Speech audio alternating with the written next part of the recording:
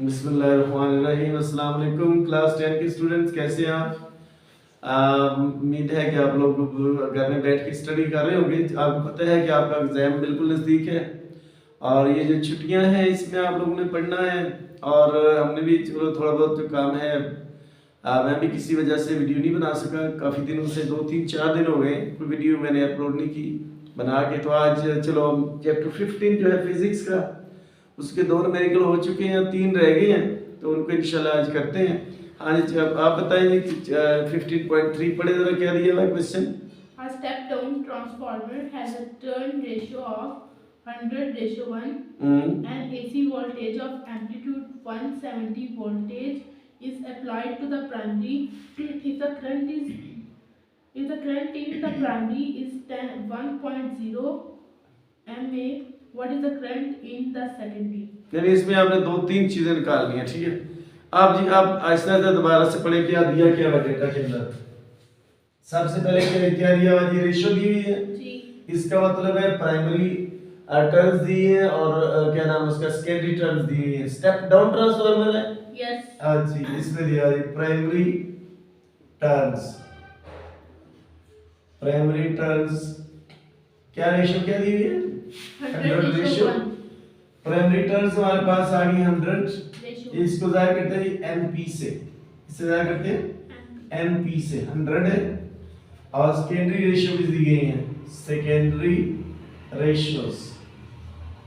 अच्छा, इसमें ना क्वेश्चन आया था बोर्ड में, दोनों ग्रुप्स में सेकेंडरी टर्म्स लिखना है, सेकेंडरी टर्म्स। और इसको हम जाहिर करेंगे एनएस से, और ये कितना दिया हुआ है 1, ठीक है। ये और आगे क्या क्वेश्चन दिया हुआ है? एम्पलीट्यूड। आगे क्वेश्चन पढ़ते हैं। And AC voltage of AC का मतलब अल्टरनेट करंट, ठीक है, अल्टरनेटिंग करंट। आगे एम्पलीट्यूड 170 वोल्टेज, ये कौन सा वोल्टेज दिया गया है? Primary voltage. कौन सा? Primary voltage. अच्छा, ये दिया है प्राइमरी वोल्टेज दिया गया है, प्राइमरी वोल्टेज। और ये प्राइमरी वोल्टेज कितना दिया गया है? इसको जाया करते हैं वीपी से 170। यस। आई क्या वो वी लिखा हुआ है? यस। चले जी। और सेकेंडरी वोल्टेज हमने निकालना है, सेकेंडरी वोल्टेज आपने मालूम करना है, सेकेंडरी वोल्टेज। सर करंट लिख लिया आपने? हाँ, करंट अब वो लिखेंगे ना इसके बाद। वीएस, 2 चीजें निकालनी है इसमें। आगे पढ़े क्या करंट के बारे में क्या बताया गया क्वेश्चन में?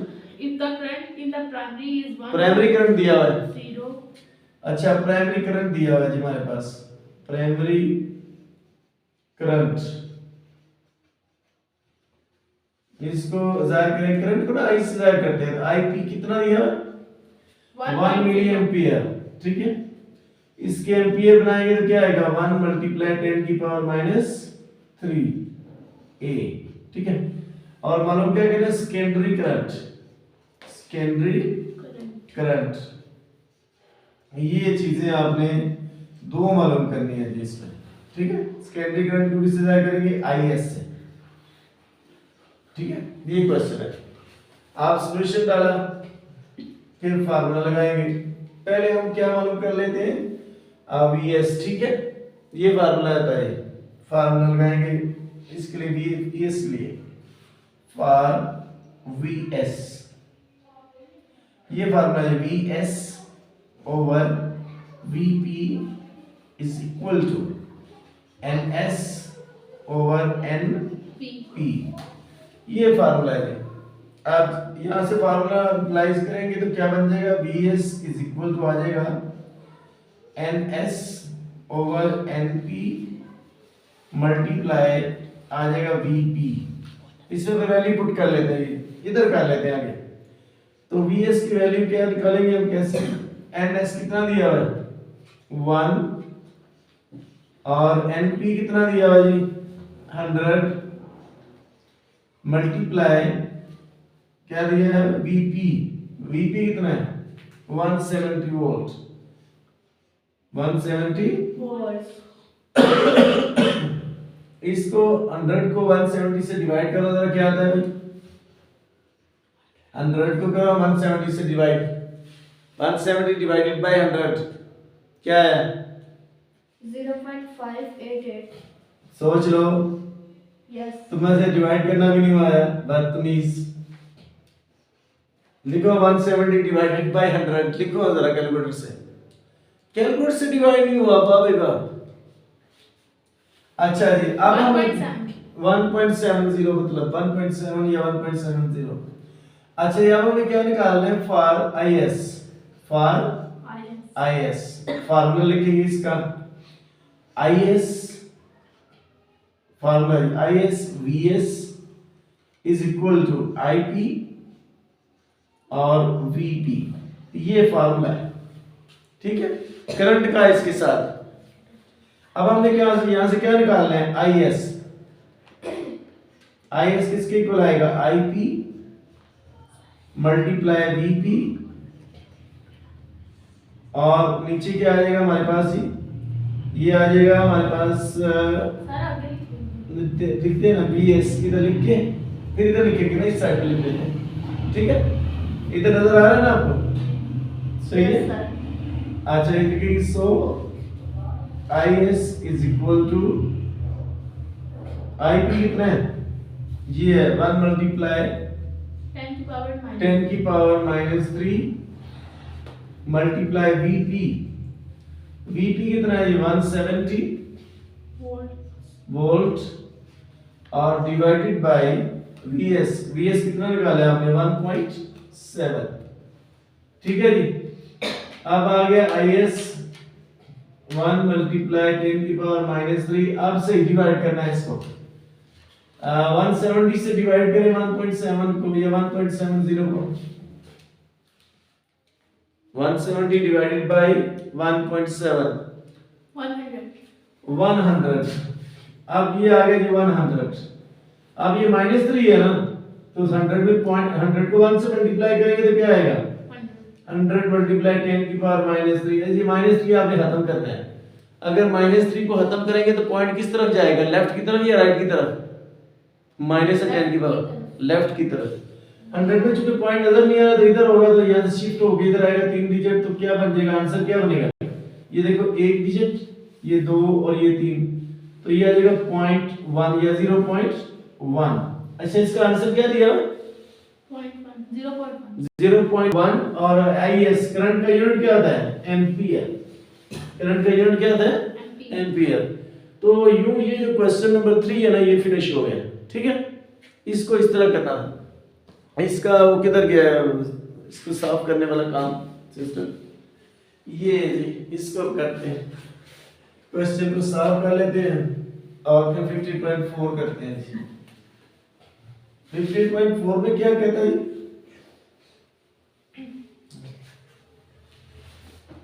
15.4 क्या क्वेश्चन दिया है 15.4 में? A transformer designed to convert the एक मिनट। अच्छा, आप बताएं क्या है? A transformer designed to convert the voltage from 240 AC. हाँ जी, क्या पढ़ा आपने इस क्वेश्चन को? A transformer designed to convert the voltage from 240 AC mains to 12 V. 12 volt has 400 turns. इसका मतलब ये है कि यहाँ पर ना वो प्राइमरी और सेकेंडरी वोल्टेज दिया गया है। प्राइमरी वोल्टेज कितना दिया गया है ये बताना है पहले आपने। 240 कितना है? 240 प्राइमरी वोल्टेज यानी VP दिया हुआ है 240 वोल्ट, और सेकेंडरी वोल्टेज कितना है? 12 वोल्ट यानी VS 12 वोल्ट, और क्या है दिया? had 400 turns on the primary coil. अच्छा, प्राइमरी टर्न्स दिया गया है।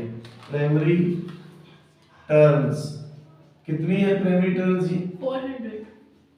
यानी NP 400 Sir, 4000 is sorry. 4000। अच्छा जी, आगे How many turns should be on the secondary turns. Secondary turns आपने मालूम करनी है जी। एक बात तो ये है, और सेकेंडरी टर्न्स को किससे जाएगा? NS से। और क्या दिया हुआ क्वेश्चन में? If the transformer were 100% efficient, what current would flow through the primary coil when the current in secondary coil was 0. अच्छा, सेकेंडरी करंट दिया हुआ है इसका। सेकेंडरी करंट कितना दिया हुआ है? Secondary current 0.4 ampere. 0. अच्छा जी, ये हमारे पास है IS 0.4, उसके साथ क्या लिखा है? M लिखा, MA लिखा हुआ है, खाली लिखा। खाली ये लिखा हुआ है। चलिए, इसमें तो कोई बनाने की जरूरत नहीं। तो आपने प्राइमरी करंट निकालना है, एक और चीज, प्राइमरी करंट, ठीक है जी, यानी IP मालूम करना है आपने, सही? इसमें भी दोनों ही फार्मूले लगेंगे दोबारा से। पहले तो ये निकालते हैं ना इसकी मदद से, यानी फॉर NS, ये फार्मूला क्या आएगा? NS over NP is equal to क्या आएगा?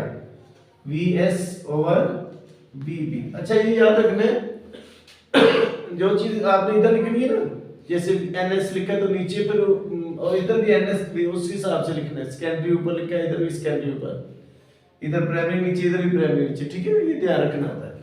अच्छा, ये में तो NS चाहिए ना, तो NP हो जाए, क्या हो जाएगा? मल्टीप्लाई, डिवाइड तो हो रहा है।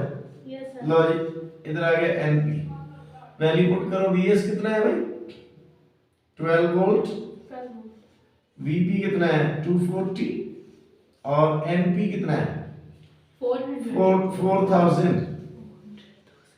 ठीक है, ये 0 से कट गया, और 12 1 जा 12, 12 2 जा, और 2 1 जा 2, और 2 2 जा 4, और ये जवाब क्या आ गया? 200। क्या जवाब आया? 200। ये तो आ गया एक जवाब। इसके साथ यूनिट को नहीं आएगा इसका, क्योंकि टर्न्स का यूनिट को नहीं होता। लो जी, आगे इधर लिखेंगे फॉर, क्या निकालना है? IP, फॉर IP फार्मूला इसका क्या बनेगा? IP VP is equal to IS और VS।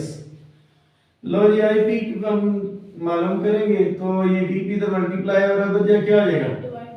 डिवाइड, और इसमें फिर वैल्यू पुट कर देंगे। IS कितना है हमारे पास?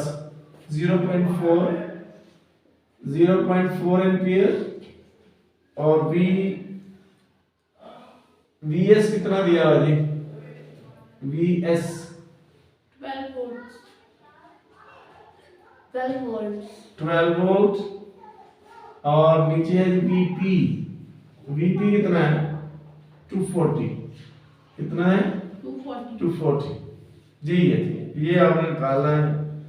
आप इसको जरा मल्टीप्लाई करो 12 को इससे भाई, 0.4 से,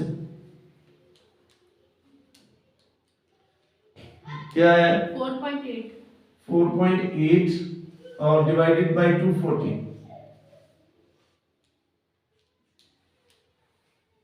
0.02. 0.0। इसका आंसर क्या है? और यही है. यही है। और इसके साथ आ जाएगा एम्पियर। क्या आ जाएगा? एम्पियर। तो ये इसका जी क्वेश्चन हो गया चौथा। एक क्वेश्चन रह गया लास्ट, और ये चैप्टर साहब जो है फिनिश हो जाएंगे। और ये छोटा सा चैप्टर है, इसको आप अगर आप कर लेंगे तो आपका फायदा होगा। अच्छा, 15 पॉइंट कौन सा है? 5 लास्ट क्वेश्चन है, और ये सेकंड लास्ट चैप्टर है। इसके बाद फिर एक चैप्टर के मेरे रह जाएंगे 10 क्लास के, तो सारे वो कंप्लीट हो जाएंगे। 15.5 पढ़े जरा, क्या है question? A power station generates 500 MW megawatt. अच्छा, megawatts of electrical power which is fed to a transmission line. What current should flow in the transmission line if the input voltage is 250? अच्छा, इसमें power दी गई है। अच्छा, data इसका लिखेंगे तो power सबसे पहले आएगा। पावर कितनी दी गई है? 500 megawatt. पावर P यानी ये दिया 500 मेगावाट। मेगा आपने पढ़ा होगा किसके इक्वल होता है? मेगा के इक्वल होता है 10 की पावर +6, यानी प्लस का 6। ठीक है, ये वाट इसका यूनिट आगे क्या दिया है? ये मेगावाट के आगे पढ़े आप। Megawatt of electrical power which is fed to a transmission line. What current would flow in the transmission line current मालूम करना है, और क्या दिया? if the input voltage is 250? Voltage दिया गया जी, वोल्टेज कितना है? Voltage 250 volt. kV. सही, किलो के भी लिखा हुआ है। अच्छा, किलोवाट, किलो वोल्ट दिया हुआ जी। और किलो किसके बराबर होता है? 1000 यानी 10 की पावर कितना बनता है वो? 3। ये दिया हुआ ना। और मालूम हमने क्या करना है? करंट। क्या मालूम करना है? करंट। ये भी क्वेश्चन पेपर में आता है, ये आसान सा लेकिन आता है।